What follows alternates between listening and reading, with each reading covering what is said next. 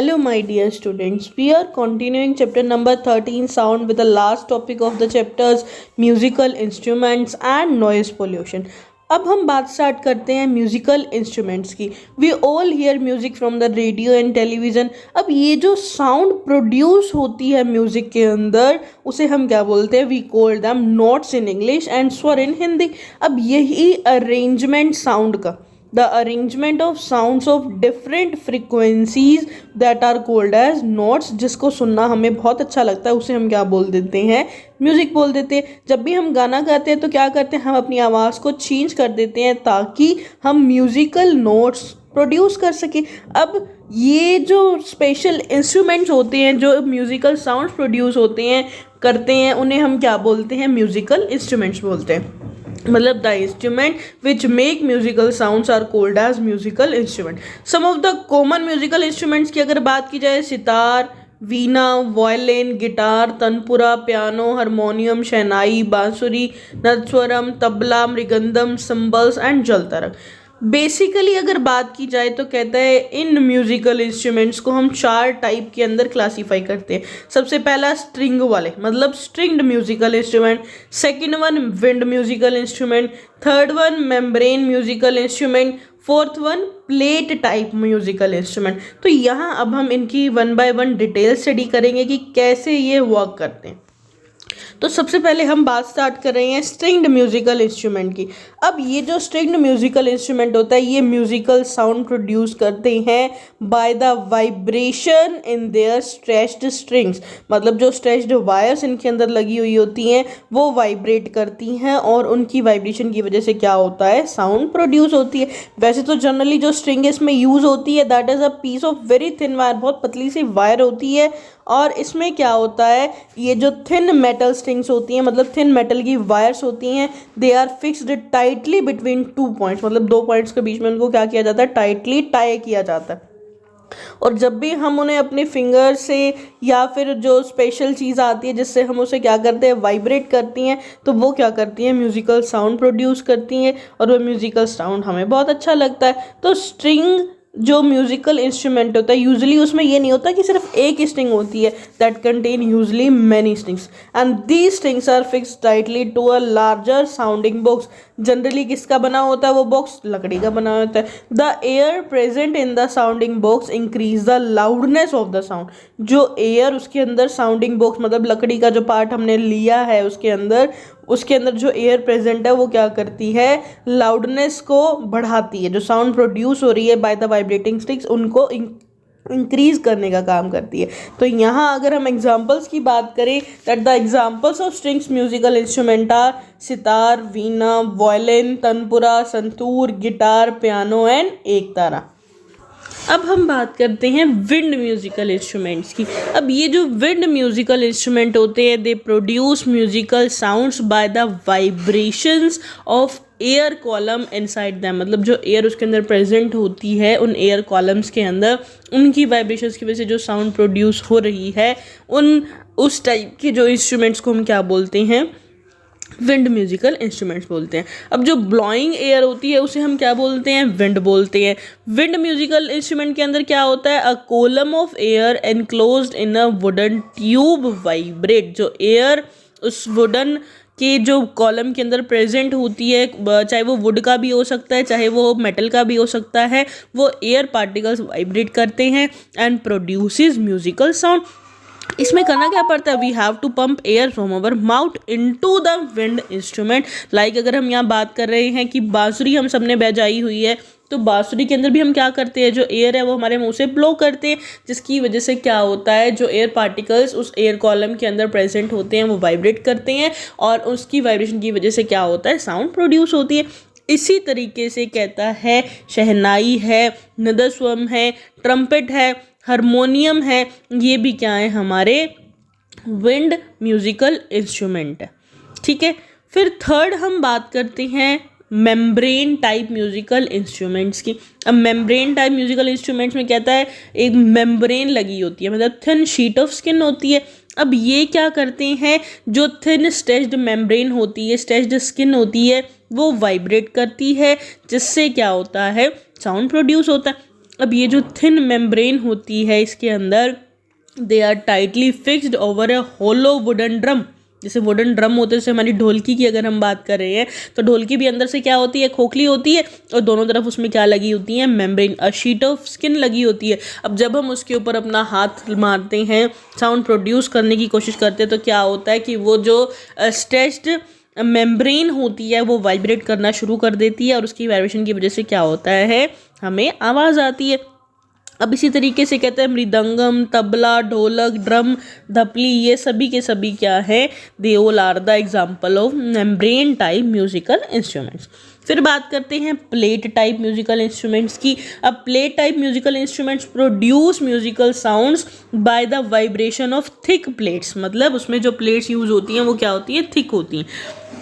अब इसका सबसे कॉमन एग्जाम्पल क्या है, कहते हैं सिम्बल्स। जैसे हम बोलते हैं मंजीरा, जो मंदिरों में जब हम देखते हैं कि जो जैसे कि डायग्राम के अंदर दिखाया हुआ है कि मंदिर के अंदर इसे जब हम बजाते हैं तो इसमें क्या होता है, दो कनकेव शेप की ब्रास प्लेट्स होती हैं, और जब हम इन्हें आपस में स्ट्रक करते हैं, एक दूसरे के साथ बजाते हैं, तो ये क्या करती है, रिंगिंग साउंड को प्रोड्यूस करती है।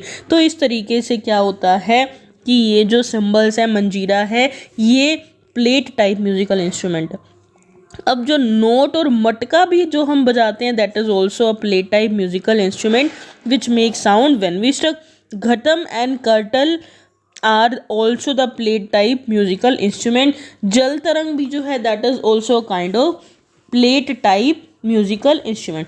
अभी जो जल तरंग है इसके अंदर क्या होते हैं, हमारे पास 7 क्या होते हैं, कप्स होते हैं with different amounts of water. सबसे पहले में कम, उस सेकंड वन में उससे ज़्यादा, थर्ड वाले में उससे ज़्यादा, फोर्थ वन में उससे, फिफ्थ में उससे ज़्यादा, सिक्स में उससे ज़्यादा, सेवन्थ में उससे ज़्यादा।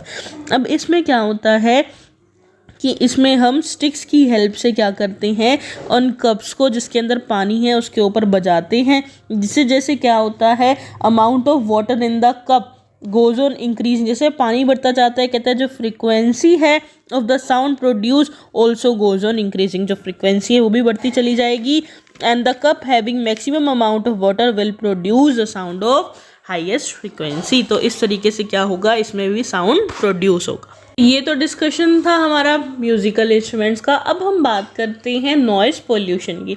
अब वो साउंड जो बहुत ज़्यादा लाउडली बज रहा होता है या अननेसेसरी होता है, उसे हम क्या बोलते हैं, नॉइज़ बोलते हैं। And the presence of loud unwanted and disturbing sounds in our environment is called as noise pollution. इसे हम क्या बोलेंगे, नॉइज पोल्यूशन बोलेंगे। मेजर सोर्सेज क्या है नॉइज पोल्यूशन की, कहते हैं जो मोटर व्हीकल्स जो रोड पर चल रहे होते हैं, they produce noise pollution by blowing horns and sound of their engines. मतलब वो हॉर्न बजाते हैं तो भी वो क्या है, क्या करता है, नॉइज़ पोल्यूशन करता है। बस्टिंग ऑफ क्रैकर, जब हम पटाखे फोड़ते हैं वो भी क्या करता है, नॉइज़ पोल्यूशन करता है। मशीन्स जो फैक्ट्रीज़ के अंदर होती हैं वो भी बहुत ज़्यादा आवाज़ प्रोड्यूस करती हैं, उससे भी क्या होता है, नॉइज़ पोल्यूशन होता है। जब एरोप्लेन्स की टेक ऑफ होती है या लैंडिंग होती है, जब वो उड़ रहा होता है तो भी वो बहुत ज़्यादा क्या करता है, नॉइज़ पोल्यूशन करता है। लाउड स्पीकर और जो बैंड्स हम मैरिजेस वगैरह पर बजाते हैं या दूसरे सोशल फंक्शंस पर बजाते हैं, उससे भी क्या होता है, नॉइज़ पोल्यूशन होता है। ड्यूरिंग कंस्ट्रक्शन ऑफ बिल्डिंग भी क्या होता है, a lot of noise pollution is produce. जो मेजर सोर्सेज हैं हमारे घर के अंदर, ये तो हमने बाहर बात की कि हमारे एनवायरनमेंट के अंदर कौन कौन से, हमारे घर के अंदर अगर बात की जाए तो कहता है radio, stereo system and television का बहुत तेज़ आवाज़ में बजाना भी क्या कहलाता है, नॉइज़ पोल्यूशन कहलाता है। Kitchen appliances like mixer grinder है, that also cause noise pollution, and the use of coolers and air conditioner also provides noise pollution. इनकी वजह से भी क्या होता है, नॉइज़ पोल्यूशन होता है। अब इनके हार्म क्या है, पढ़ तो लिया कि नॉइज़ पोल्यूशन है, इसका नुकसान क्या है, कहते हैं ज़्यादा लाउड वाली जो आवाज़ है that is harmful to us. अब इससे क्या हो सकता है, मैनी हेल्थ रिलेटेड प्रॉब्लम्स हो सकती हैं। अब कहता है that can cause great harm to our years.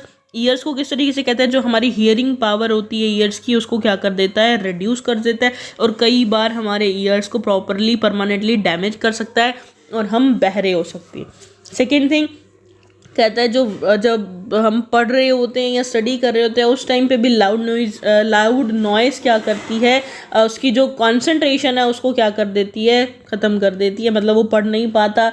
Loud noise की वजह से क्या होता है, हाई ब्लड प्रेशर की शिकायत हो जाती है। Loud noise also cause irritation and headache, मतलब वो इरिटेट भी हो जाते हैं हम और सिर दर्द भी होना शुरू हो जाता है। And loud noise during night time, अगर रात को कई लोग गाने बजा रहे हैं तो उससे क्या होती है, हमारी नींद भी डिस्टर्ब होती है और नींद डिस्टर्ब होना हमारी हेल्थ के लिए अच्छा नहीं होता। तो ये क्या है, हमारे हार्मफुल इफ़ेक्ट है नॉइज़ पोल्यूशन। अब इससे बचाव के लिए हम क्या क्या कर सकते हैं, how we control noise pollution, की हम जो टीवी रेडियो या स्टीरियो सिस्टम चलाते हैं इनको ज़्यादा तेज़ ना चलाएं। जो हॉर्न्स हैं हमारे व्हीकल्स के उन्हें भी अननेसेसरली हम नहीं बजाएं। जो क्रैकर्स हैं उनको भी हम अवॉइड करें। और जो नॉइस मेकिंग फैक्ट्रीज़ हैं या एयरपोर्ट्स हैं वो शहर से बहुत दूर रखे जाएं। लाउड स्पीकर्स को भी लो वॉल्यूम पर बजाया जाए ताकि जो बाकी के लोग हैं वो डिस्टर्ब ना हो।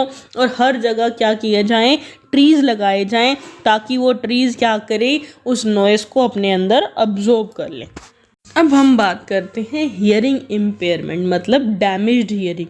अब ये हियरिंग इम्पेयरमेंट का मतलब क्या होता है, a person has damaged hearing ability, मतलब जो उसकी सुनने की कैपेसिटी है वो क्या हो चुकी है, डैमेज हो चुकी है और वो प्रॉपर अच्छे तरीके से नहीं सुन पाता है। तो there are many reason by which the peoples are facing some hearing problems.